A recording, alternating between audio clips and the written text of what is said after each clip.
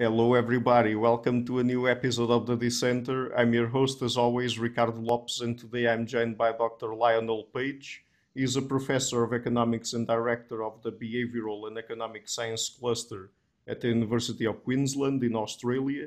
He is interested in understanding how people make decisions alone or in groups, and today we're going to talk about his book, Optimally Rational: The Good Reasons We Behave the Way We Do.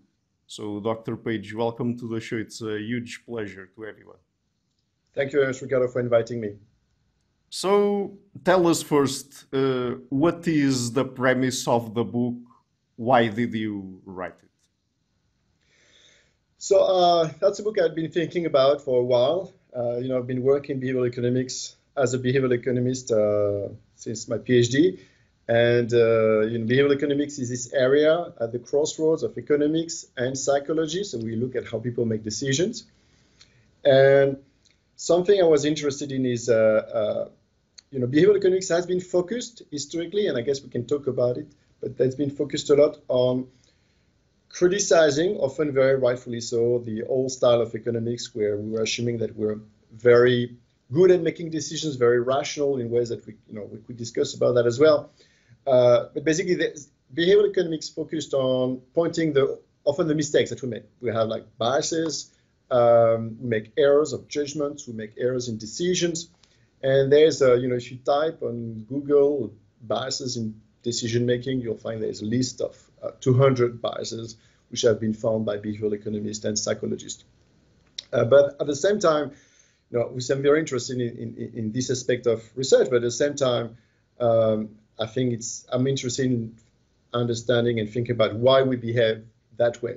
And so this book is really about thinking, what about the good reasons? And there are plenty of research about the good reasons we behave the way we do, often in strange ways. Often we have biases, we have limitations, but not just, the behavioral science should not just about listing all these biases, but trying to understand them. And so the book really kind of look at all this literature and then all the evidence that's been collected about the strange ways of in which we behave. And I think it's something which talks to a lot of us because we can recognize us in these kind of daily situations when we make mistakes, but try to delve into, okay, why do we do that? And often there are very good reasons which makes a lot of sense. So that's the key idea of the book. So, just to talk about the title of your book, what is it then to be optimally irrational? What does that mean exactly?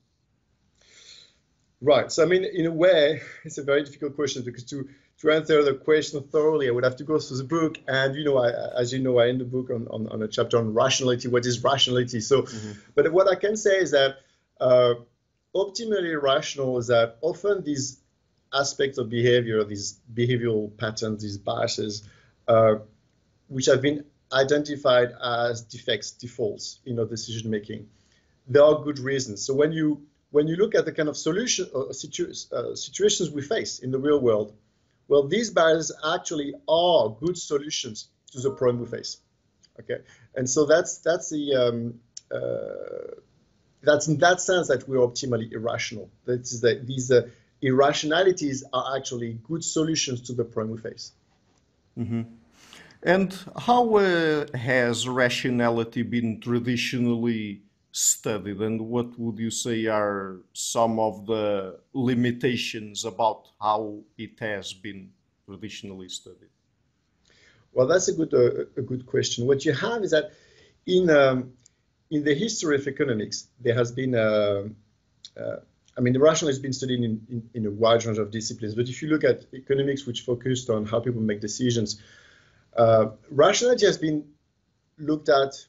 Things have evolved across time. But I guess when behavioral economics came into being, it criticized the old style economics, the economics of the middle of the 20th century, where economists assume that people, in a way, are very good at making decisions. They are very coherent. So a rational person is somebody who has coherent preferences. So there's no inconsistencies.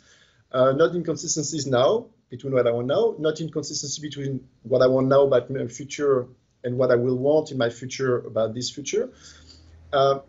And so I respect a series of principles, which when you look at these principles, they look like good principles. Like, most often we discuss them and says, yeah, that makes sense. So that's a good way of making decisions. Right. And at the same time, often to respect these principles, when decisions become quite complex, we economists would assume that people are pretty good at making formal decisions, at integrating evidence, forming beliefs which are consistent, which would require some calculations, having expectations about the future which are consistent with what's going to happen in the future as well. And so that would require often quite a bit of sophistication, mathematical sophistication. And all these assumptions would allow the economists then to use basically computers to make predictions about, the model makes very clear predictions about if you follow this principle, then, you should behave that way. And so that's a very, in a way, and the book is obviously, and behavioral economics is critical of this model, but we should, recognize this model has been very powerful by being able to make predictions and engage with reality in a way which maybe is not the case in other social sciences. So that's the way economists were doing with rationality. Mm-hmm. So we have this entire, I guess, subfield of the psychology of biases and heuristics. I mean, the work by people like Daniel Kahneman, Amos Tversky, and others. And it's interesting because, and I talked about this a lot with people like Hugo Mercier, for example, about his book, Not Born Yesterday. And it seems that in psychology, behavioral economics, perhaps as well, people for a few decades now have been thinking about humans as being mostly irrational, stupid, gullible, falling for biases very easily. But it seems that recently, with your work, your book, and the work of other people, people have been rethinking how we should look at how those psychological mechanisms operate, because it seems that many times they do just fine, or in many situations, sometimes with limited information, they do just fine. And so how should we revise the way we think about human biases and heuristics? Right, big question. I think there's many ways I could try to answer this question. I mean, at some deep level, if you go back to read Kahneman, Tversky, and many people in this literature at the very start, they think about the adaptive nature of these heuristics and this process that we use to make decisions. Heuristics can be simple rules which are quick and fast and help us make decisions. And so there is this acknowledgement. But I think at the time when behavioral economics was generated, economics was so far away from psychology. There had been a movement in economics at the start of the 20th century to reject psychology. So economics was built for a kind of strange social science when we look at decision making, but economists wanted to have no psychological content in the model about how people make decisions. So we had this kind of model which look a bit like we were talking about robots. Or you can think, if you like Star Trek, about Mr. Spock, somebody very rational, who has no emotion, who is very consistent. But we feel that we're missing a layer about what makes us human. Mm-hmm. And this layer was not present in the economic model. And so when the psychologists engage with economists to try to, see whether the economic model was meaningful, etc., it was quite conflictual. And so the emphasis here has been about showing that lots of the assumptions of economists were not met in reality, that people are not as consistent as economists were believing. And so even though the adaptive nature of lots of these heuristics and biases, were not rejected by the initial behavioral economists, the whole field, in a way, was built on this emphasis of criticism of ultra rationality. So so you had like this time, and it took a lot of time for economists to, we know how science works. It's not just a matter of debate and people accept the best ideas, So it takes a bit of time often for the old scientists to leave the field and to let new scientists come with new ideas. So it took a lot of time. The Kahneman, Tversky's, work in the 70s. You have this very important paper in 79. It's a long time ago, 79. And you've got there a Nobel Prize of Kahneman in 2002. So from then, things moved quickly, and all the economists and new generation of economists really embraced the idea from behavioral economics. And now it's really part of the whole natural way of doing economics. There's no division between behavioral economists and mainstream economics. But that was not the case before. So it took a lot of time, but the field was built on this criticism. And so, which we can understand. But things go in wave in science, so we can understand why there was historically this emphasis on criticism of the old rationality. But once we have kind of, the message has been given, that we have received the message that indeed the old model, which was called the Homo economicus, of this very rational and cold decision maker, once we agree that's not a realistic model, once we have got this message, the question is what's next? And then I think it's maybe, you were totally right that there's my book.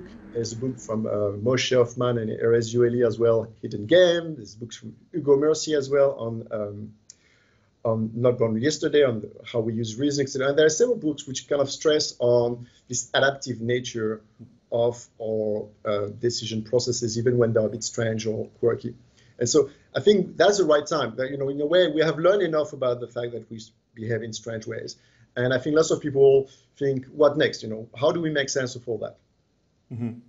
But I mean, we have that traditional Homo economicus model. Do you think that what we know nowadays is that there is already a better new model to replace it?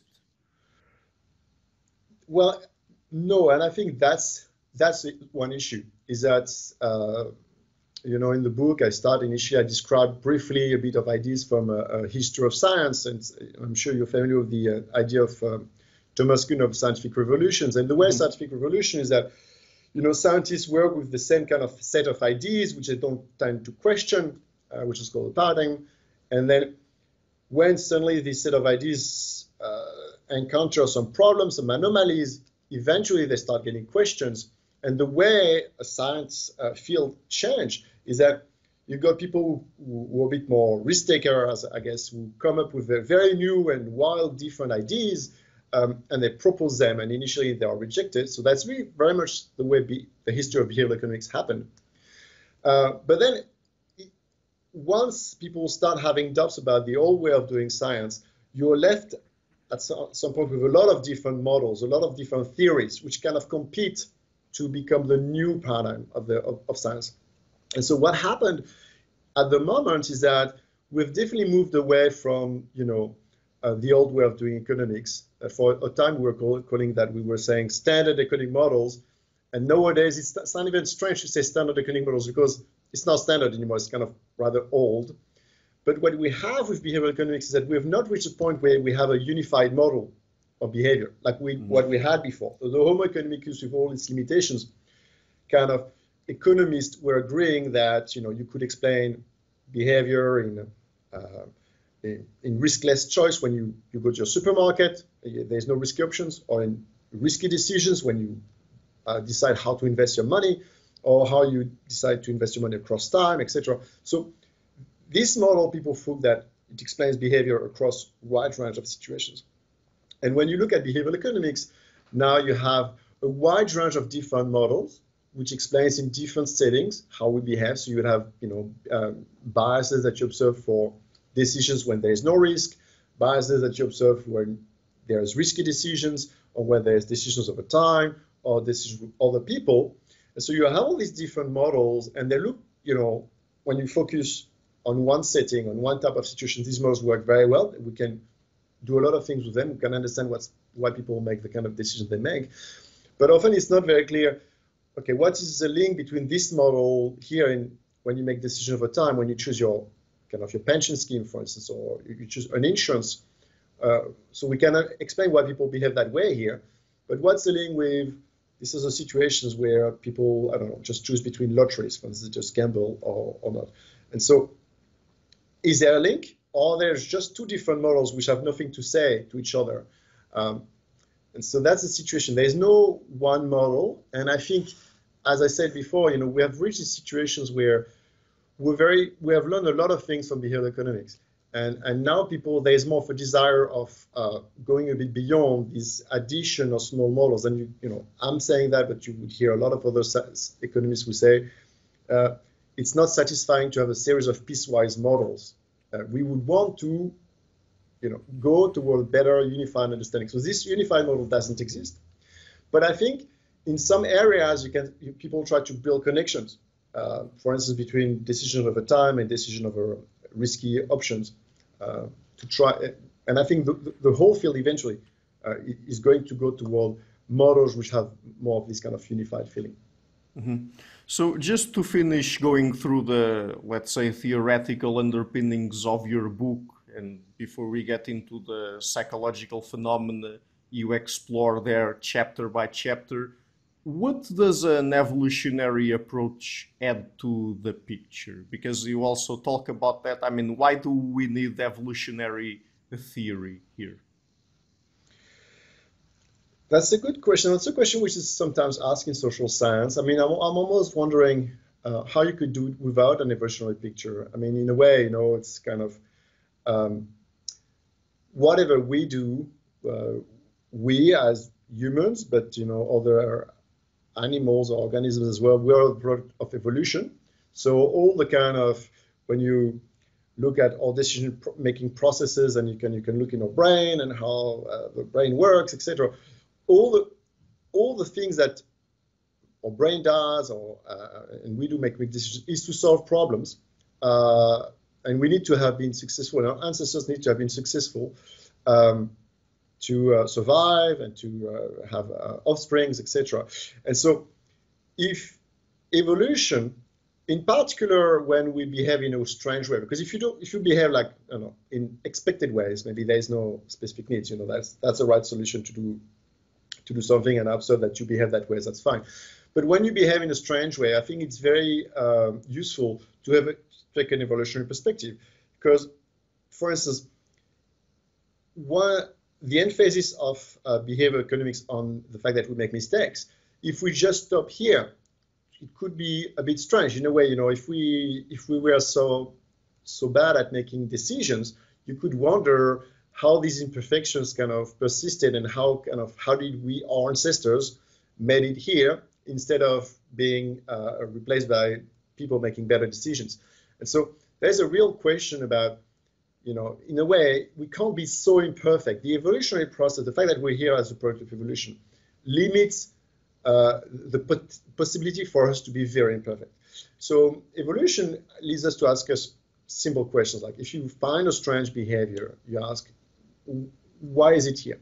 And what you can often, and the perspective I take in the book, is that you can often take a reverse engineering approach. So you say you observe something which is a priori strange, you didn't expect, but maybe you don't understand it, or you didn't expect it because you don't understand exactly the problem that people are facing.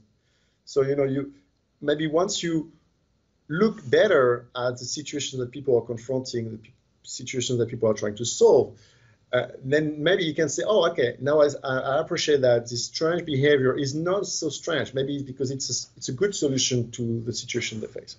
I'm just going to give an example here, is that a lot of the traditional models, for instance, in economics, which assume that people are very good at making decisions, often they assume that there is no cost of treating information. So, we assume that people have perfect information about the world out there. It's not costly to acquire information. It's not costly to process information. But a lot of the quirky behavior that we observe, and lots of the mistakes that we observe, can be explained by the fact that it's not the case. Like when you face the real world, information is not free. You have to acquire it. It can take effort. And once you acquire it, can take effort also to process it, right? And even just a situation of going to the supermarket, and a situation that we are very familiar with, like you're facing different brands, and you hesitate, what kind of even crisp you're going to get for your, party. Well, your brain has to make assessments about, the likely relative taste of this stuff to this, of the future enjoyment you will get. So you have to acquire and process information on the spot. And so when you take that into account, then a lot of the errors, for instance, or a lot of the quirky behavior that looks strange at first glance, they make perfect sense. And you can show very credibly, that's what I believe, and that's what I argue in the book. You can show very credibly that the patterns of mistakes that you observe are the result of optimal solutions that we implement. The problem is not that we're making, that we're bad at making decisions, is that we face constraint. For instance, like the fact that information is not free and to access and process. Mm-hmm. So let's go through at least some of the psychological phenomena you explore in the book. I'm not sure if we will have enough time to go through all of them, but starting with rules of thumb and gut feelings. What are these, and are there particular situations where they are rational? Right, so that's, there have been obviously a very big historical debate on this question. So in particular in psychology, you had like two camps. There was something in the early 2000s called the rationality wars between Kahneman and Tversky and what we could call the Kahneman and Tversky schools on one side, and Gerd Gigerenzer on the other side. And so the school of Kahneman and Tversky and the psychologists who followed this school is to focus on, to look at all the ways we make mistakes because we follow rule of thumbs, because we follow heuristics, which are rules. And the criticism by Gigerenzer was to say, well, actually, yes, we follow rule of thumbs and heuristics, but they make us smart because they are just shortcuts. Okay, and so, fundamentally, when you look at it, there's less conflict than it's more a conflict of emphasis, which is between the two, because they don't disagree fundamentally on the fact that these rules are adaptive. Like you can see in Kahneman and Tversky, they mention this, that they believe that these rules are adaptive. But in the school of Kahneman and Tversky, they focus on the fact that we make mistakes. So what is it about? It is the fact that in the old model, we assume an agent who is very good at mathematics. So when you have a problem, like even a problem which looks simple, like catching a ball. So we play baseball, I throw a ball at you, and you run, and you catch the ball. So one way maybe an economist would have modeled this, who says, well, as soon as you see me throwing the ball, you see the angle I throw it and the speed I throw it. And so you are able to calculate the trajectory. And so you know that the ball is going to fall 3 meters away from you. So you're just going to walk there and catch the ball. But that would require, as I was saying before, that would require you to first have very good access to information. So, you perceive the speed at which I send the ball and the angle very well with very limited error. And then you process this information to compute what actually are quite complex mathematical object, because with air friction, you'd have to solve a differential equation. It's not just a parabola. It's going to be, the air is going to reduce the speed progressively of the ball. So you'd have to solve this kind of complex equation to find out where to go. Okay. So maybe that's useful to have a prediction, but we couldn't understand that psychologists think that that's not really the way people do. And so the idea of heuristics is that often you can approximate this optimal solution, which is you ending at the right place. And I believe that most often people are able to, if I don't throw it too fast, or people are able to catch the ball. So the question is, how do we solve this problem? Well, we can use rules which help us progressively find the solution, even though we don't solve the big problem. So that's this rule of thumbs. The difference in emphasis between Kahneman and Tversky and Gigerenzer has been that on the first, for Kahneman and Tversky and behavioral economists, there has been an emphasis on the fact that, yes, these rule of thumbs help us make decisions most of the time, but there's a cost. The cost is that often we'll make mistakes. That's the cost we have to pay. We can't be optimal. We can't be perfect. So we have these rules which help us make good decisions most of the time, but there will be mistakes, and these mistakes are going to be significant. And that's been the emphasis in behavioral economics. On the other side, the pushback from Gerd Gigerenzer has been to say that no, these rules are better than the behavioral economists say, and then Gerd Gigerenzer pushes the fact that we're very good at making decisions thanks to these rules. So I guess the book, after several decades of behavioral economics, the book revisits a bit the ideas of Gigerenzer. I mean, the book really is not about the ideas of Gerd Gigerenzer just, but the book has the same kind of angle, which is that if we have these rules, etc., most often there are good reasons, and to focus on understanding these good reasons to help us understand why we have them. Yep. What about reference dependence and loss aversion? What are these phenomena, and what would be the best explanation for them? So here we move already in a way. We move to another step in the history of behavioral economics. So you had the the heuristics and biases, and part of the heuristics was one of the first work which happened in the 70s in this area, and I guess maybe even before the 70s, but which was kind of published. You had a paper in Science, I think in 74, by Kahneman and Tversky on heuristics and biases, very influential science paper before their 79 paper. The reference point in the 79 paper, basically, Kahneman and Tversky proposed with a simple model, and I think that's why it was so successful, to explain a range of issues, of anomalies potentially relative to the old model in economics. And one thing they say is that the reference point is that we do not, when we consider or when we assess things and consider whether we are satisfied with what we have or not, we don't consider the absolute level of things we have. So I guess the easiest thing to think of is your income. When people consider whether they're happy with their income or not, they don't usually wake up in the morning and think about the absolute level of income. And if you're rich, you wake up and says, I'm rich. And rich people just wake up every morning thinking, that's great, I'm very happy because I'm rich. And if you don't have much money, you wake up and you think that you don't have much money. So that's not the way we work. The way we work is that we tend to habituate to whatever we have, which becomes a reference point, and then we react to changes. So even if you have a lot of money, you get used to it, and then when you wake up, what's going to make you happy or less in the day is whether you learn that you're going to get more. That would make that would be a positive signal. You have subjective satisfaction, or whether you have bad news, your investments is not doing well, so that would impact negatively.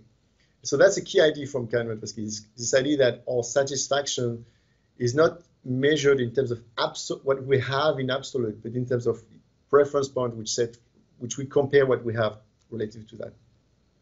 Mm-hmm. So another thing that we as humans do is overweighing the probabilities of extreme outcomes. Why do we do that? So why do we do that is a difficult question. I would, and it's one question in the book. I think that's one of the questions which is the least resolved. Okay, fair enough. We have potential explanations, but I think it's an area which is worth investigating further.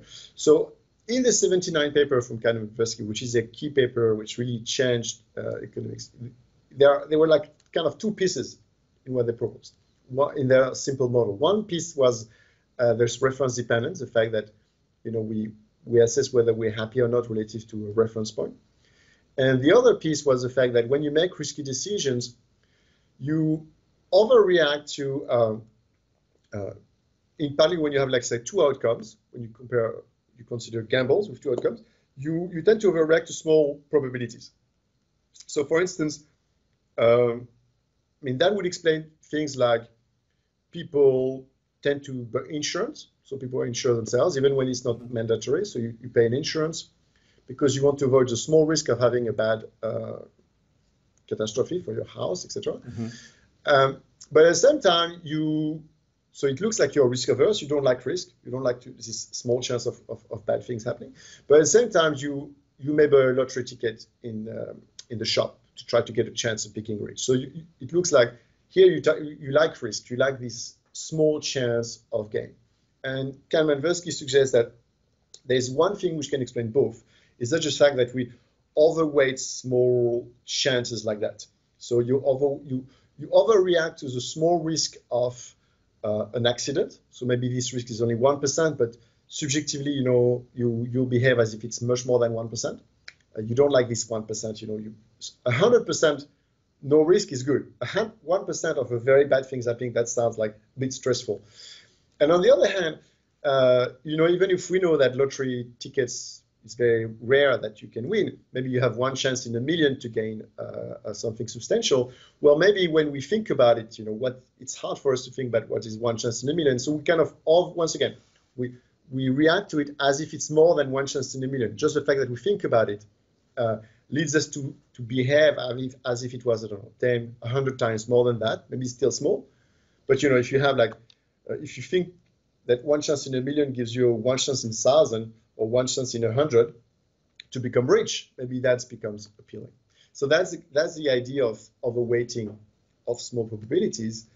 And why do we have that? Well, there's interesting ideas about why we could have that, but often they have to be about the fact that can help us correct some mistake that we can make. So for instance, one example I'm going to give you, it's not the most intuitive, that's why I'm saying that's one area when we could have more work. But one example is that if you have to decide between the status quo, which is, let's say, not buying a lottery ticket, and buying a lottery ticket, and you have to decide between status quo and what you have now and decide to make a risky decision, well, overweighting the small probability will also lead you to be a bit more risk averse when you think about the risk that you are going to take. And if the information you have about the alternative options is a bit imprecise, there's a risk that when you take a risky gamble, it's because it looked better than it is. So, if you consider 10 risky options that you could make, 10 risky choices that you could make, but you measure very imperfectly how good each choice is going to be. So maybe one is the one which is going to look the best. It's only because of noise. So because of noise, this one by chance look the best, but it's not better. And so it may look better than what you have now. So you may decide to abandon your status quo to take some risk. But it may just be because of the fact that when you try to assess whether options are good or not, you perceive things with some noise. And so having this probability weighting can correct for that, because basically it makes you a bit more conservative, which reduces the risk of making decisions just driven by this noise. So that's one explanation. Mm-hmm. Another big topic in economics that I think influences a lot how people evaluate the choices and decisions of other people as rational or irrational has to do with preferences. Where they come from, how people develop them, if they are consistent over time or not, if people in the same situations always make the same choices based on the same preferences, or if they vary over time. So, to start off with, do we know where preferences come from?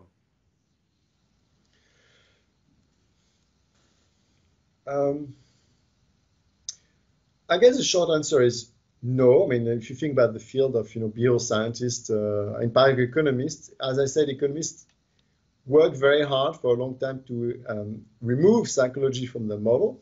So one thing which was common to hear was economists saying, well, we don't care about where preference comes from. We don't care about what's in the preferences, what people want. We just care about them being consistent. So, when you go to the supermarket, an economist would say, I don't care if you prefer tomato sauce or mustard or whatever. The only thing we care is that your preferences are coherent. So maybe you prefer mustard or tomato sauce because of your culture. So maybe you need to look into sociology. You need to look into anthropology or psychology to explain why we have the preference we have. But the economists were saying, we just take preference as given. And we start from here. So they were kind of agnosticism about where the preference come from. Mm-hmm. At the same time, economists at the same time go in practice not just doing that, because they were often assuming that people have self-interested preferences. That is, that we were making assumption that I want to maximize my personal payoffs in social interactions. So here there are assumptions which go a bit beyond the fact that there is no psychology, right? But economists kind of ignored psychology. And if you ask me now where preference comes from, I think that was something which was missing, and I think we can gain a lot, and we can understand a lot, can get a lot of understanding about why people behave the way they do when we wonder about where the preference comes from. And here, you open a huge Pandora box, because where the preference comes from, then you open obviously psychology, anthropology. You could be thinking about cultural evolution, etc., etc. So that's huge. But I think that there are models, there are theories, there are very interesting things that we can look at to understand why people behave the way they do. Mm-hmm. And from what we know, is it that people tend to have consistent preferences, or do they change over time even when applied to the same kinds of situations? Right. So when economists started to look at coherent preferences, they kind of assume that,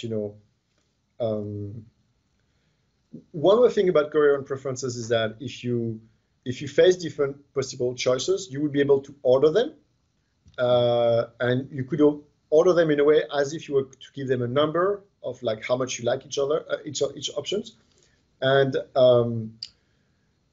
you would just choose. If I take a subset of these options, and let's say there are 10 options, you could think like maybe we're in a supermarket and I take 10 products in the supermarket, and you would be able to label, this is the product I prefer 1, 2, 3, 4, 5. You would order them, as if you had values. I like this one 10, this one is a 9, etc. And then if I were to take a few products, like I take number 3, 4, 5, I say which one you prefer. Well, you say 3. You told me an ordering. I can't take a subset and give you a subset and say I prefer the 5 relative to the 3. So you'll be consistent doing this thing. For the model to work, we have to assume in a way that these preferences, that they're not like ephemeral. They're not like in the spur of the moment. Like if I ask you now, you give me an ordering, and if I ask you in 2 minutes, you have new preferences which are consistent now but different from the previous one. Otherwise, we try to understand how you make decisions if your ordering can change anytime. So if we assume that they are fairly consistent, which we would assume that if I ask you, for instance, now, do you prefer coffee or chocolate, for instance, you say, coffee, for instance, and if I ask you in 2 minutes, assuming that you have not already got a coffee, if I ask you in 2 minutes, do you prefer coffee or chocolate, you would say the same thing. But what happened is that when psychologists looked at this kind of thing and start asking people these kind of questions, you observe a lot of randomness. So you can ask the same question to people between 2 products, and you'll find out that over a short amount of time, over maybe a half an hour interval, a substantial proportion of people are going to switch their choices. So that's kind of surprising. It kind of really seemed like a contradiction to the idea that we have these very coherent preferences. And this has led a lot of psychologists to suggest that, maybe the idea that we have these preferences, that what economists call preferences, that we have this well-ordered vision about what we like, is totally false. And basically what happens is that, we make this preference on the fly. So you go into the supermarket, you don't have any ordering in your mind to start with, but as you look at 2 different options, like maybe you look at tomato sauce and mustard, then as you're looking at them, for whatever reasons, maybe what pop into your minds or whatever, you on the fly make your choice. Okay. And so obviously, because any 2 situations is going to be different, like the context is going to slightly change, the framing is going to change slightly, then we can expect that you will make different decisions, because not every decision is ever going to be the same. Even, your mind is going to change over time, etc. And so that's one reason why you have this kind of inconsistency. An inconsistency which you often find like people in marketing using, the way they frame the presentation of the goods, the menu of options that you have, to influence you and to choose the right stuff, or the more expensive good, for instance. So that's because we don't have this ordering. So we are influenced by context. So that's the idea of randomness in preferences. But let's say that we see someone in two different moments in time when exposed to the same problem or question, picking two different answers. So, for example, in one case they prefer ketchup, and in the other they prefer mustard or something like that. Uh, are there any assumptions we should make there? I mean, should we assume that the person simply, for some reason, changed their preference, or should we assume that because they made two different choices when exposed to the same question, that in the second case they are, for some reason, violating their own preferences? And if that's the case, is that a matter of rationality or irrationality? I mean, if people sort of violate their own preferences, are they being irrational for some reason? So I guess if one question would be, what are your preferences? Are your preferences the first thing I ask you that reveal your preferences? You know, psychologists would say that people build their preference on the fly. They would say that you didn't have any preference to start with. So you, as I ask you, I propose to you a new question, then you make a decision when you hear these questions. That's the first time you think about it. And then if I ask you the same question 30 minutes later, then you're going to make a new decision, maybe influenced by the first decision that you made, right? But I think this is a good example about how you can very much rationalize what's going on with these models where you think that information is not free, right? So the model, the economic approach, which we're saying, you have a pre-ordering about, you know, when I mentioned 10 options, you're able to order them, is kind of a bit unrealistic. I mean, a bit. It is very unrealistic. Like let's consider you go to supermarket, and a small supermarket may have like 10,000 products. A large supermarket may have like 40,000 products. I mean, can I reasonably assume that, you know, you would be able to order any set of objects taken in this supermarket? And not only any set, but if I was to take like, if I were to take two bundles, two trolleys, and I put in two trolleys different goods. You know, on one trolley I put banana, a broom, some milk, some choc chips. On the other, I put some, crisp and chili sauce, etc. And I say, which trolley do you prefer? If an economist would say, well, you should be able to say right away, you know, that's which trolley I prefer. So if you think about the amount of potential comparisons that you would be able to, that you would be required to be able to make on the spot is incredibly large.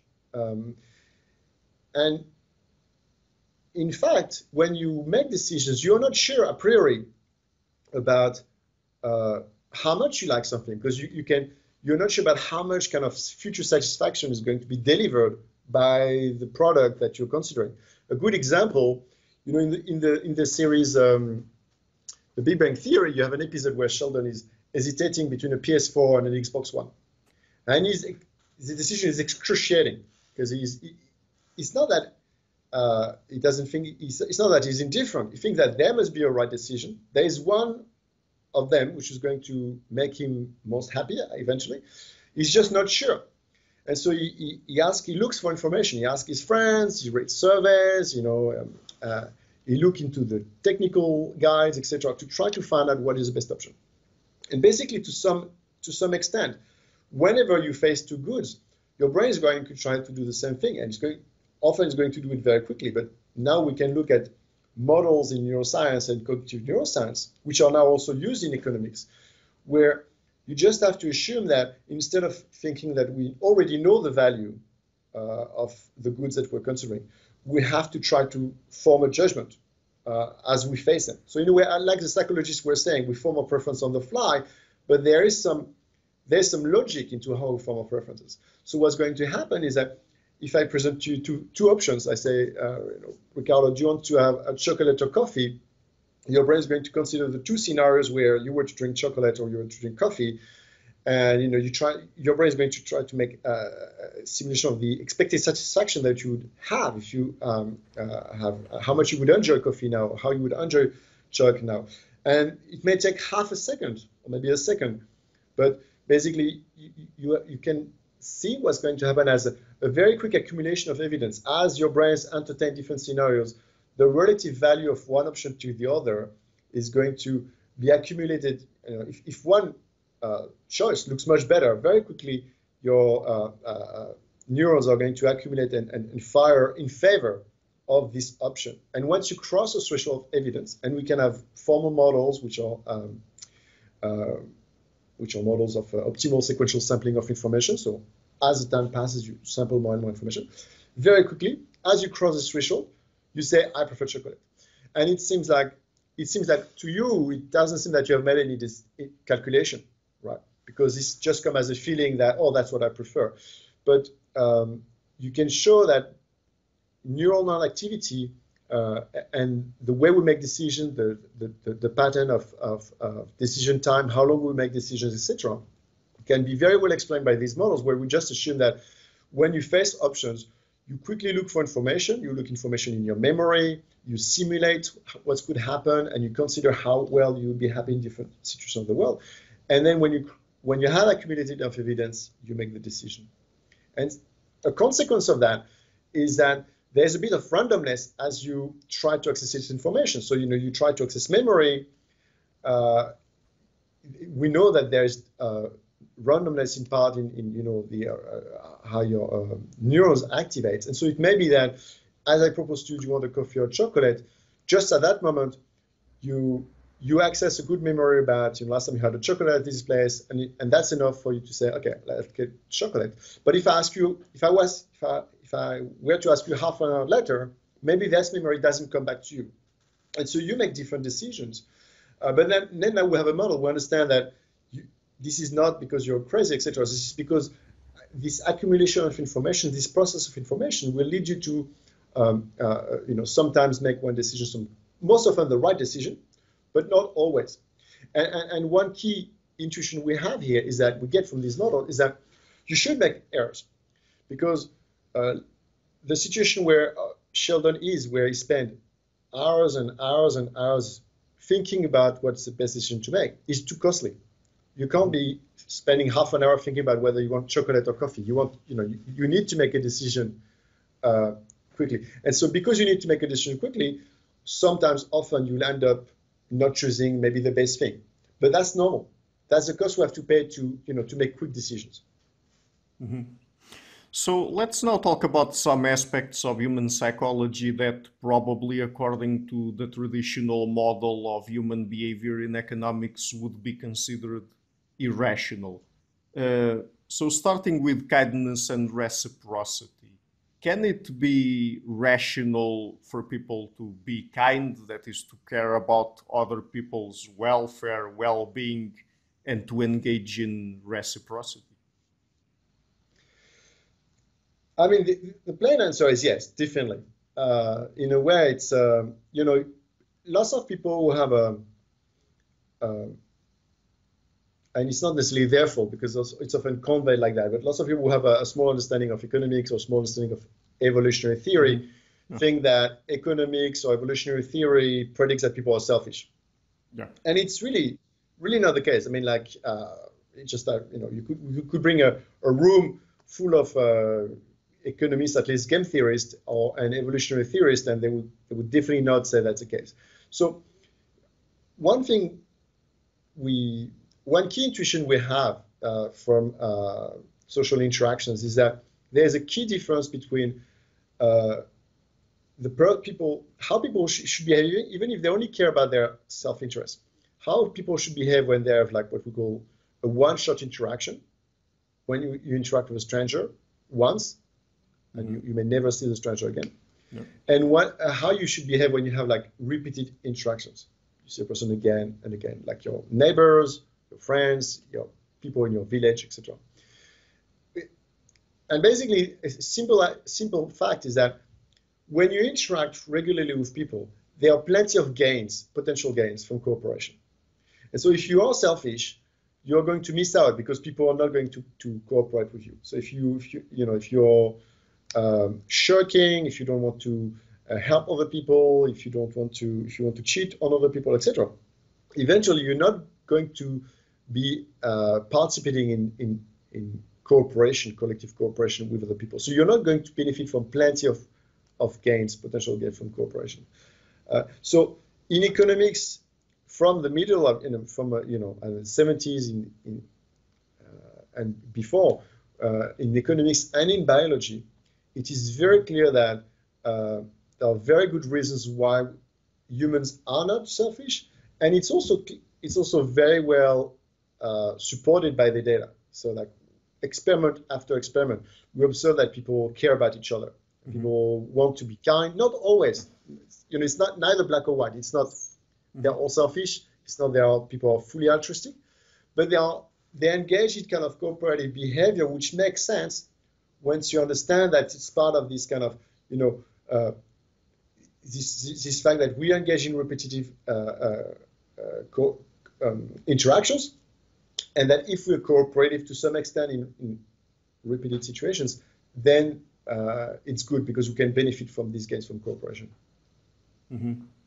And what about emotions? Because, I mean, not only in modern economics, but even in traditional Western thinking, for a long time, people have been pitting feelings and emotions against reason or rationality, as if they are two very distinct and completely separate things. But more recently, in psychology and neuroscience, I guess we can say that we now know that's not really the case, that we even need emotions to even be able to make decisions. So, but just from an economics point of view, are emotions really irrational?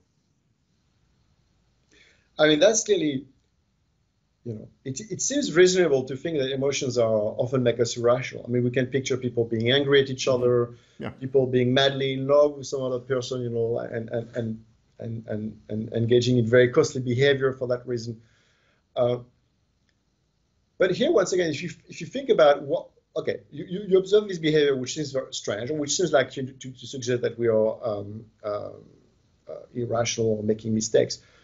A good question is to ask, why do we behave like that? I mean, why would evolution have selected us to have these emotions? And emotions are not something like a bias. It's not something like an approximation where we don't do the right thing on average. It's like, it's something which leads us to do very strange things. Like when you are angry, it's not a random error. You're going to do actions which are very specific, generated by anger, for instance. And so one key idea, which was in particular discussed by Robert Frank in the book, I think 1988, on the role of emotions, is that there can be an answer to one of paradox found by game theory. So game theory, is this discipline where we look at what is the best way to behave when we have to interact with other people, and so where my decision depend on whether it's a good decision or not depend on what you do. And so, I try to understand what you're going to do, you try to understand what I'm going to do, and we try to best react. So you could think like, we play a tennis match, and so whether I try to put the ball on the left or the right, depending on what I think you're going to do, etc. So when you think that game theory like that, there's one paradox, one puzzle, is that you could think that it's always better to have more options. You want people to have give me as many choices as I can. If I play a tennis match, I want to be able to put the ball anywhere. I don't want you to tell me that I'm not able to put the ball in one part of the court, because that would make me a weaker player. Okay, but there is something a bit peculiar in game theory, is that you find out that actually that's not true. Often it is not good to have too many choices. So when you have too many choices, in particular, it can lead you to not be very credible when you want to deter other people. So, for instance, if you are in a feud with somebody, and somebody wants to take something from you, and this person maybe is stronger than you. If this person takes something from you, you will consider, well, should I go into a fight? And you may think, well, I better not go into a fight because that's going to be very costly. So, I mean, one even more current example could be like what's happening currently at the international level between Russia, France, and the US. Basically, a key question for the US is to be credible in terms of Russia could say, well, I'm going to take a chunk of Ukraine and, don't annoy me, because if you annoy me, I could retaliate, etc. And the US wants to say, well, you don't go further, otherwise I would want to retaliate, etc. But when you think about it, these two countries really may not have a clear incentives to retaliate. Let's say that, for instance, tomorrow Russia launched a tactical nuclear bomb on Ukraine, as it is currently discussed as one of the bad scenarios which could happen. The US may consider retaliating, but retaliating is very dangerous. And so because it's very dangerous, the US may consider, voices of the US may say, well, it's not worth having a nuclear war for this country, which is not our country, and so we care about the US citizens, etc.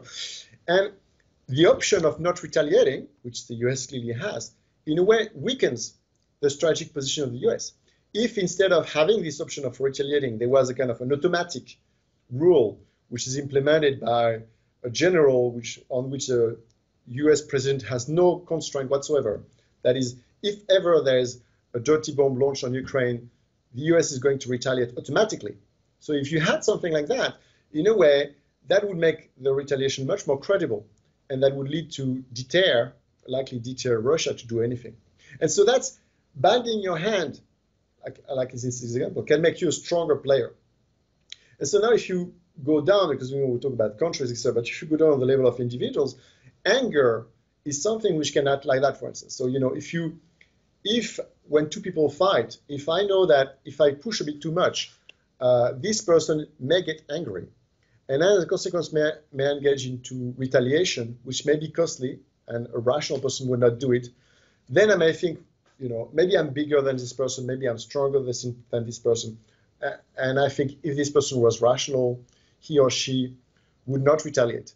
But because of anger, I may think this person may act in a way which is crazy and not consider not doing anything. And as a consequence, that makes this person more, in a way, a better player, strategically a stronger player. And so this idea that emotions can play this role, as I said, was initially discussed by Robert Frank. And I think it's a very insightful way to understand emotions and why we have these things that we don't control. Because in some cases, it's better not to control everything. It makes you more credible with other people. Mm-hmm. I mean, when you talked about having too many choices at a certain point there, I mean, is something like the so-called paradox of choice still supported by the scientific evidence? I mean, that phenomenon where when we have too many choices or an increasing number of choices, it's harder for us to make a decision. So the paradox of choice is often, I think you refer to choice overload, right? The fact that you have lots of... yes, I called it the paradox of choice, but yeah, it's that. Yeah.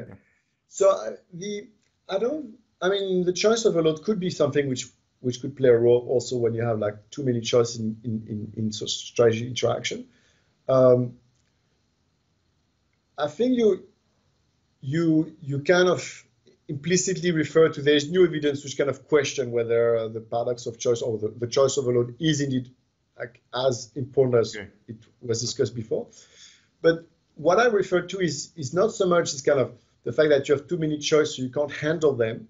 Mm-hmm. Even if you were fully able to handle them, is the idea that when you have too many options, including, for instance, like if you have an exit door, then if I know that if you have an exit door, then I may think that if I come and take your stuff, you may decide to exit. So if you close the exit door, that makes you more credible. You say, that one classical things in conflicts to burn bridges. So you've got an army, you cross a river, you burn the bridges behind you, or you burn the ships with which you arrived. And why do you do that? Because you say now you convey the message to the opposition that you're not coming back. You're committed to stay here. And so that makes you a stronger opposition, like a more credible opposition. Mm-hmm. Right. So I would like to ask you now about commitment. So first of all, why is it that from the perspective of economics, commitment could be considered irrational, and on the other hand, what are the benefits of it? So one of the historically one of the initiator of thinking about the role of commitment was Thomas Schelling. You know, he's a game theorist who worked during the Cold War, and his work, Strategy of Conflict, a book published in the 1960s. He was, you know, the same kind of thinking that reemerged now with the new conflict. Was people were thinking a lot about what to do into this kind of conflict when you have to try to deter others, etc. And the commitment was a key idea from Thomas Schelling, that in some cases you want to eliminate some of your options because that makes you a stronger negotiator. So that's a key thing. That's eliminating options makes you a better negotiator. If I wanted to come back to how this is relevant for emotions, I gave the example of anger. So for instance, the emotion of anger may eliminate the option for you of doing nothing. So, you know, if somebody pushes you around, you could have the option of just, you know, oh, I don't like this situation, but if I was to retaliate, it could get worse. You know, there could be negative consequences, so better do nothing. But if you have anger, in a way, nature can give you a device. And when I say nature, it's not a deistic vision, it's just a short metaphor. But it says that you could have this device to help you handle conflictual situations in a more credible way. So if I know that you can get angry, I may not push you too much because I think that you may ignore the options of doing nothing and you may retaliate. Another thing that I discuss in the book is, for instance, like the emotion of love. Why could, you know, one question is like, why does it exist? Well, if you know, a couple is considering investing in a relationship, it's something which is a big decision for, you know, in a heterosexual relationship between two people. It's a big decision. It means that you are basically foregoing all the other possible options, that you're going to spend time and resources with the same person, etc. So you can think of this as a joint investment. And one risk when you invest a lot of time and resources in one person is that the other person could go away any time if the other person is just open to any other options coming in. And, you know, this is valuable. This is at the level of love, you know, you can think of that for couples. But at the level of friendship or whatever, suppose you start working on a project with friends, you don't want to be with friends who think that, you know, whenever all the friends come in or all the options come in, they just abandon the project with you, right? So I'm not sure, you could think about plenty of things, but you want people to be committed to, you know, if you say, well, let's do something together and you invest a lot of effort in doing something together, you want people to stay there. But that means that a risk is the risk for people to as they look around, find other options happening, you know, life happens and things happens. And for instance, in a couple, one person in the couple finds other potential partners and decide to switch. But if people were willing to switch like that very quickly, then there would be a lack of trust from the start. And because of a lack of trust, then people would be very hesitant to commit a lot of resources in the relationship. And it's the same thing between friends. If you think that, you know, you can't trust your friends, that they can leave you at any moment in time, maybe you're not going to invest too much resources and too much time and effort working with them on something. Right. And so, in a way, love or friendship or these feelings of bonds that we think can be very strong, it helps us eliminate and say, you know, you can trust me. I'm not going to consider other options. I'm invested in this relationship. And that makes it possible then for the relationship to be successful because people can have this trust that other options are not being considered. Mm-hmm.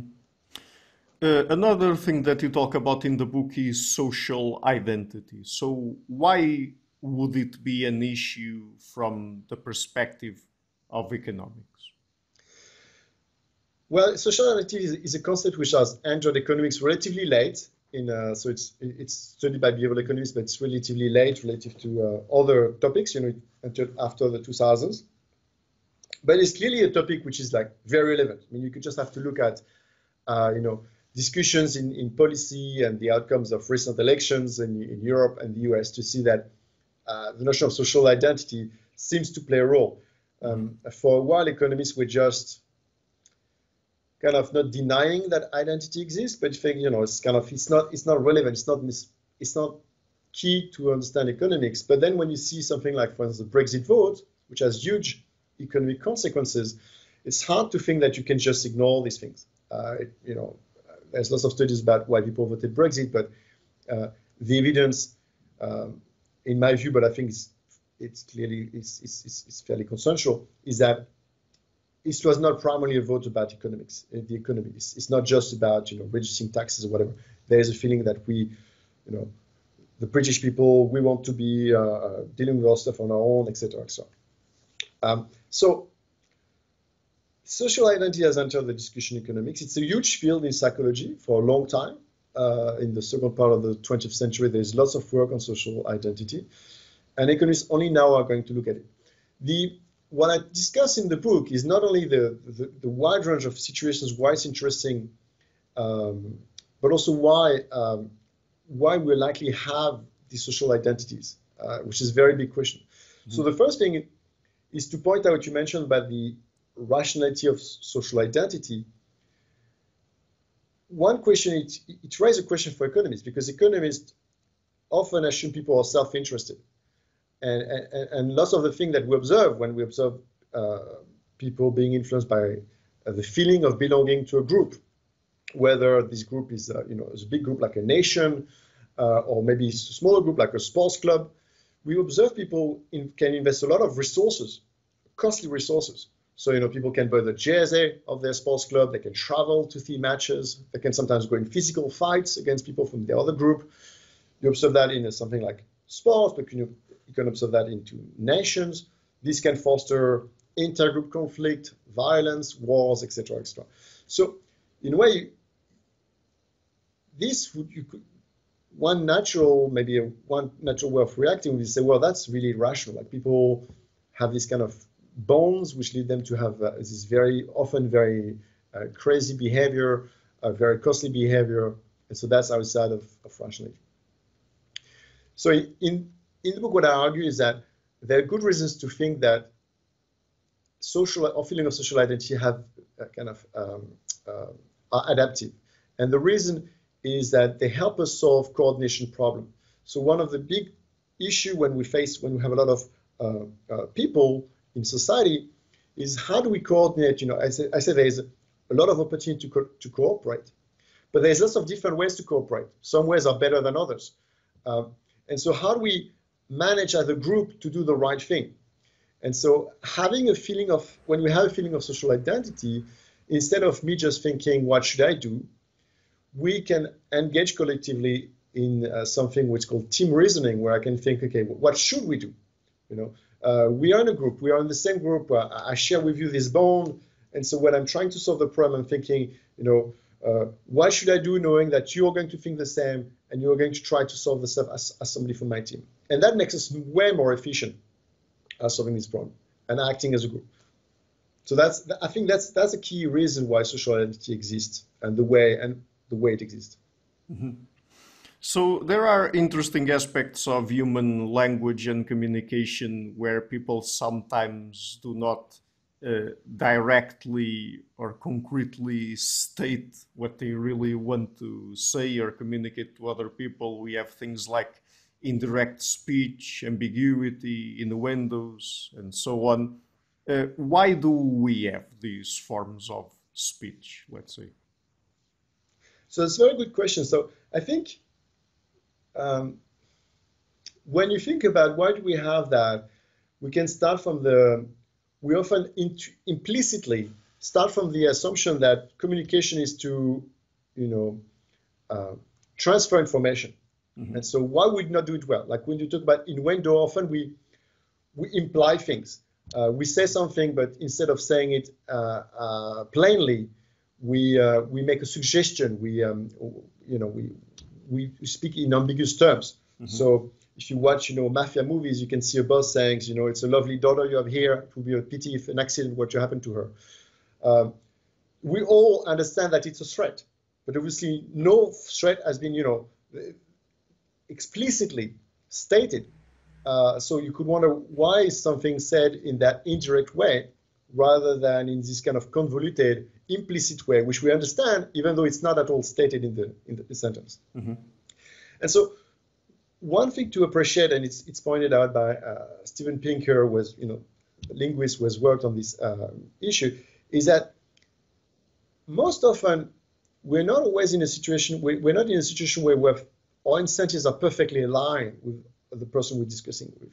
Mm-hmm. So, if we are in a situation where our incentives are perfectly aligned, so I don't know, let's say you're in the cockpit of a plane and you're steering a plane with the captain, you want the same thing. You want the plane to fly well. You don't want accidents. So you want the communication to be as clear and plain and transparent as possible. You don't want to say things ambiguously because you have the same goal.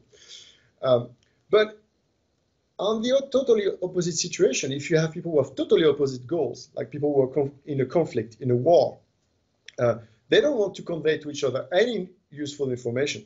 So they are just going to send signals trying to lie to each other, to say something which is totally false. And what you have is that in between, you have a lot of the social interactions that we are in our daily lives are just in between these two situations. So often there's a bit of uncertainty about how much our goals align with each other. Are they very aligned, or are they a bit aligned, etc.? So a good example, for instance, is a situation of a potential bribing situation. Somebody is arrested by the police, and there's an uncertainty whether the policeman could be bribed. So let's say, if the policeman is not bribed, you get a fine. But maybe there's a possibility to bribe the policeman and to get away without a fine. So here the uncertainty would be about, would the policeman react positively to a bribe, or would the policeman react negatively to a bribe?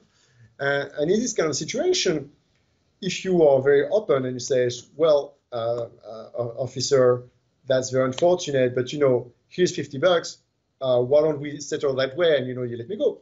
You take a risk, because by being very explicit, very plain in the information you're communicating, if the officer here doesn't share your goals, then you may be in a situation of conflict. So you may be accused of bribing attempt, and that can be worse. But if you're ambiguous, you may be able to convey the meaning that you want. Like, let's say, you say, you could say something like, which is once again mentioned in Pinker's book on the question, like, why don't we settle that here? But we don't explicitly propose a bribe. And, as it happened, there's a $50 note, which is just hanging out of your wallet as you give your license to the officer. Okay. And so by making this ambiguous statement, you leave the option to the officer to take the message that you're clearly giving, or to ignore it. But there is not enough evidence for the officer to accuse you of clearly a bribing attempt. And then you can look at different, when you look at social interactions, these kind of situations happen a lot. When you're not sure about how your intents are coinciding with the intents of other people, then you may want to communicate some things, but to stay unclear on some of the things for which you're not clear, you're not certain about how these other intentions would be perceived. And so there's always this kind of degree of juggling between what you want to convey and you think that it's fair enough that you can convey this kind of information, and what you're not sure that, maybe you prefer to stay ambiguous. And humans are really good at doing that in a wide range of social situations. Mm-hmm. So before we get into our last topic, let's just talk about another couple of psychological phenomena that you tackle in the book. So overconfidence and self-deception. Why is it that people would deceive themselves? I mean, basically believe things about themselves that are not true and detach themselves from reality, I think we could say. I mean, how can that be rational? Right. Well, you'd think, once again, you'd think that should be rational, like people being overconfident, and you ask people in surveys and they say, something like 75% people say they're a better driver than the median driver or than the average driver. People say teachers say they're better teachers. People say they're kinder, nicer than other people, etc. Mm-hmm.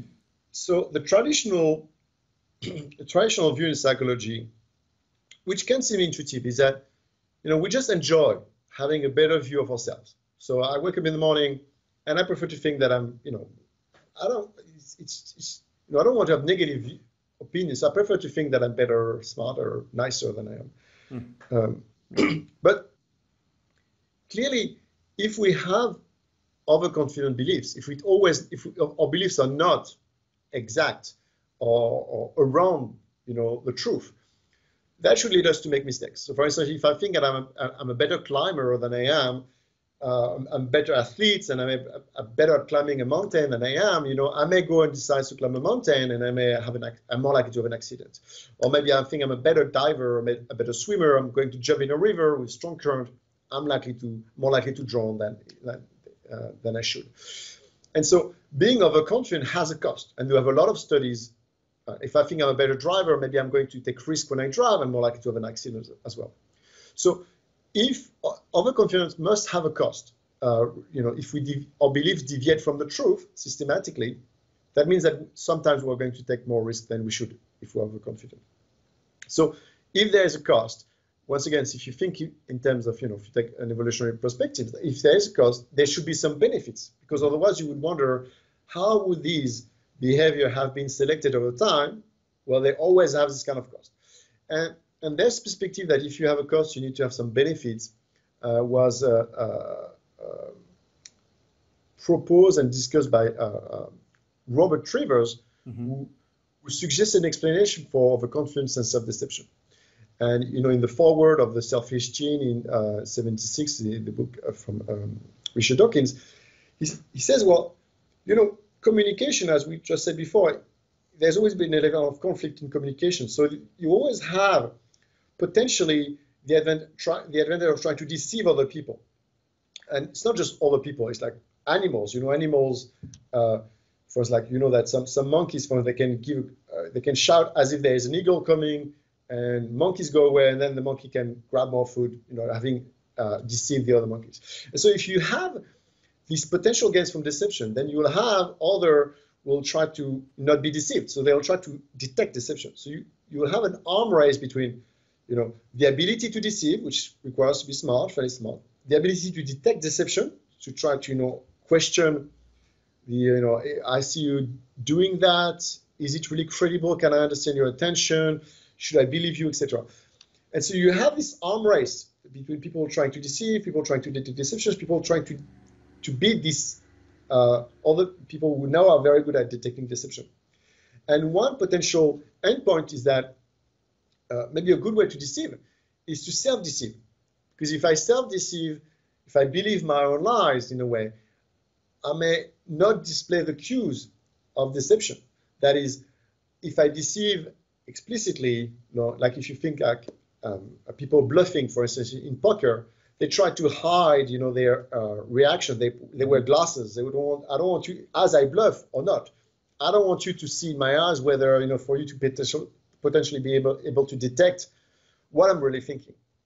But maybe one way of being very good at bluffing is for me to really believe. Because if I really believe what I'm saying, then I don't need to, to look like I'm thinking about what I'm saying. So I'm going to maybe just look like I'm very truthful. Right. And so this is the idea of self-deception, that maybe it emerged as a solution because it makes us more convincing. It allows you to be more convincing to others. And so there are gains. It's surprising in a way, but not having accurate beliefs can be good if it can help us convey these overconfident beliefs to other people. Mm-hmm.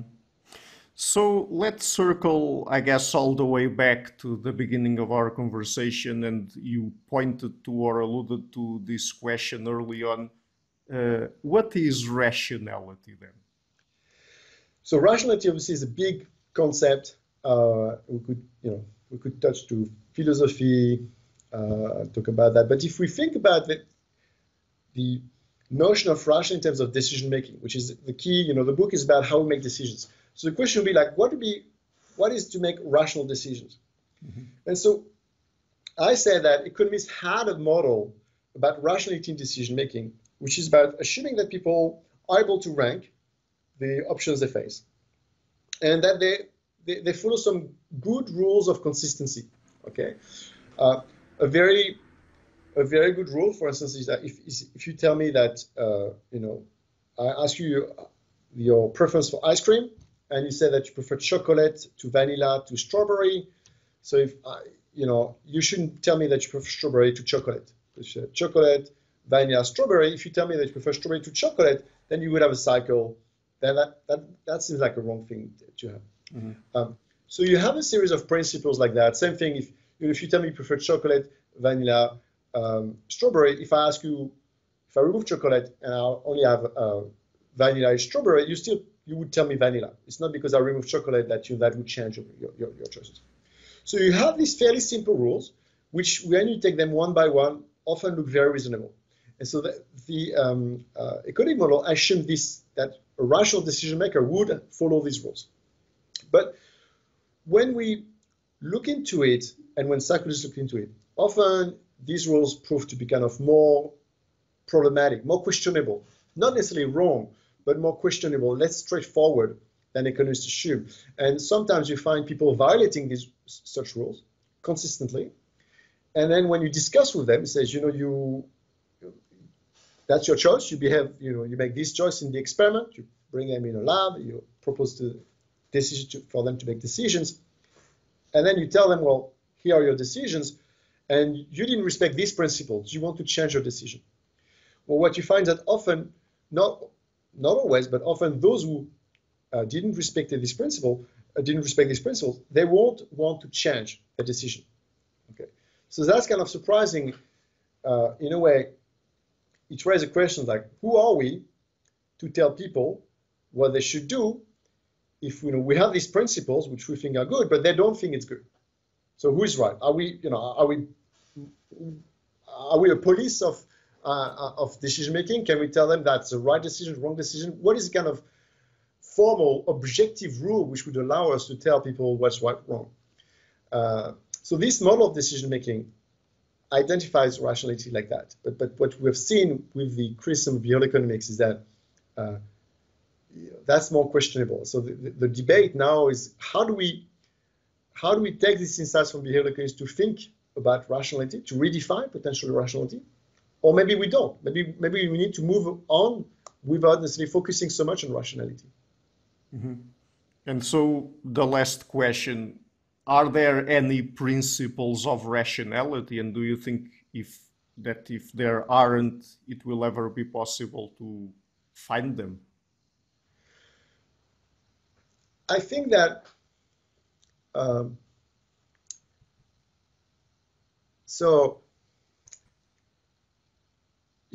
don't think that I would say no. And the reason is simple. Because rationality eventually is about whether people, rationality comes from reason, and so somebody is rational if the action of this person can be rationalized, if we can give reasons for this, if they make sense, the actions. So the view for economists were that you could use a few principles which look reasonable and that everybody would agree upon. But we found out that not everybody agree on these principles. So in a way, that's problematic, because who says then, if not everybody agrees on these principles, who is the judge to say that these are the right principles? Mm-hmm. But often the appeal of these principles really came from the fact that these are principles that we would follow if we were to maximize our subjective satisfaction, which was a perspective of the economists before, when they were open to psychology. In the 19th century, economists assumed that people tried to maximize the satisfaction. They were what we call utilitarists or utilitarian. And then in this perspective, you ascribe subjective values to the different options you face, and then you will want to pick the options which have the highest subjective value. So if you do that, automatically you're going to respect, the principles that I mentioned, back construction. So should we go back to this, one question raised by behavioral economics, and now the fact that we can also, the reason why economists went away from psychology is because we could not, in the 20th century, we could not observe what's in people's brain, what's in people's minds. So there was this was for scientific reasons, there was this the positivism attitude. The positivism is the idea that you should only base science on observable facts. So you could observe state of mind, and you could certainly observe state of mind in the early 20th century. So for economists to say, well, we're not going to create a science when we assume that decisions are based on state of minds, which we can't observe. So that was something based on to create a better science, a better scientific discipline. But now we can observe what's going into the brain. We have lots of magnets. We can observe like brain activation, etc. So maybe we could say, well, now we can go back to definitions where people are rational if they maximize the subjective value of things. Okay. The problem here is that likely doesn't work as well because, for plenty of reasons. One reason is that the way we perceive subjective values may be driven by how it could have been useful in the past, for ancestors, and it's not useful anymore. So, for instance, ancestors likely faced very diets which were very, very poor in terms of energy, and so that's why high energy food like sugar is very tasty. It's we want to have this kind of food. Now, sweet food is available everywhere, so our taste for sugar, if anything, is good. Likely leads to a lot of problems, from simple problems of having problems with your teeth, tooth decay, or obesity problems. So maximizing subjective satisfaction is maybe not the solution. The life of just being in front of a screen playing addictive video games and eating chocolate may create a lot of subjective satisfaction, but I think lots of people would think that's not a desirable life.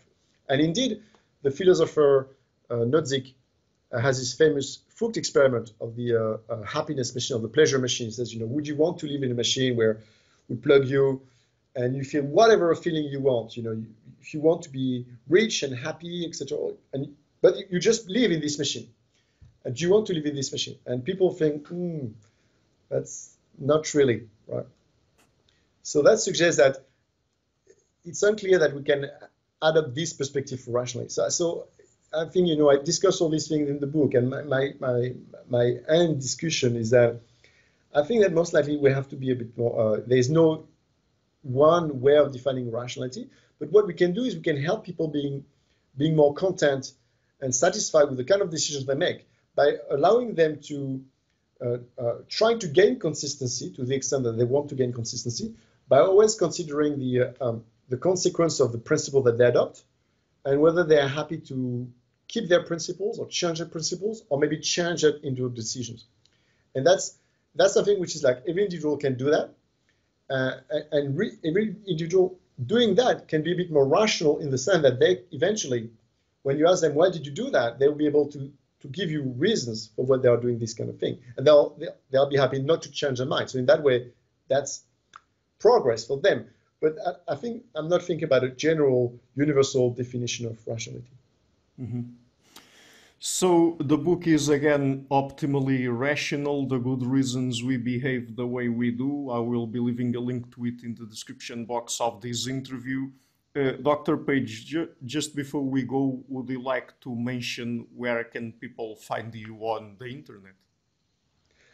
Oh, well, often, I guess, I'm on Twitter, so people can find me on Twitter, and I guess that's the only place people can find me on the internet.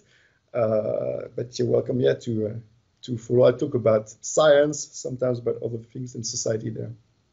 Okay, great. So thank you so much again for taking the time to come on the show and for writing the book, which I really loved. So thank you so much, Ricardo. It was a pleasure. Hi guys, thank you for watching this interview until the end. If you like what I'm doing and to keep the channel sustainable, please consider supporting me on Patreon or PayPal. All of the links are in the description box of this interview. Otherwise, and if you like what I'm doing, please share it, leave a like and hit the subscription button. This show is brought to you by Einlights, Learning and Development Done Differently. Check the website at einlights.com. I would also like to give a huge thank you to my main patrons and PayPal supporters, Karen Litska and Blanchett Perga Larson, Lau Guerrero, Francis Ford, Hans Frederick Sunda, Ricardo Vladimiro, Craig Healy, Adam Castle, Olaf Alex, Jonathan Wiesel, Jacob Klinkby, Matthew Whittingbird, Arno Wolf, Tim Hollis, Ian Ricalania, John Connors, Paulina Barron, Philip Force Connolly, Jerry Mueller, Herbert Gintis, Rutger Voss, Wo Weingard, Rebecca Newberger, Goldstein, Dan Demetrio, Robert Windager, Rui Narcio, Arthur Coe, Zup, Marco Neves, Colin Holbrook, Susan Pinker, Bernardo Seixas, Pablo Santurbano, Simon Columbus, Jorge Espinha, Phil Kavanagh, Corey Clark, Mark Blythe, Roberto Enguanzo, Michael Stormir, Eric Neumann, Samuel Andreev, Tiago Nunes, Bernardini, Alexander Dunbauer, Fergal Cusson, Ivan Bodrenko, Paul Herzog, Don Ross, Jonathan Librant, Haslem Bullitt, Nathan Nguyen, Stanton T, Samuel Correa, Eric Hines, Mark Smith, J.W. João Eira, Tom Hummel, David Sloan Wilson, Yacila Dez Araújo, Romain Roach, Dmitry Grigoriev, Diego Antonio Correa, Tom Roth, Yannick Punter, Adana Rusmani, Charlotte Bliss, Nicole Barbaro, Adam Hunt, Pavel Ostazewski, Nelek Bach, Catherine and Patrick Tobin, Al Ortiz, Guy Madison, Gary G. Hellman, João Linhares, Lida Cosmides, Saima Afzal, Adrian Yagi, Nick Golden, Paulo Tolentino, João Barbosa, Jules Price, Edward Hall, Edin Bronner, Franca Bortolotti, Gabriel Pons Cortez, Ursula Litzke, Dennis Cook, Scott, Zachary Fish, Tim Duffy, Todd Shackelford, Sonny Smith, and John Wiseman. My producers Cesar Webb, Jim Frank, Lucas Stafiniak, Luís Caetano, Tom Wagner, Dan Curtis Dixon, João Linhares, Benedict Mueller, Vega Guidi, Sardus Francis, Thomas Trumbull, and Nuno Elder, and my executive producers Michel Rugieski, Rosie, James Pratt, Matthew Lavender, Sergio Quadriano, and Bogdan Kanivets. Thank you for all.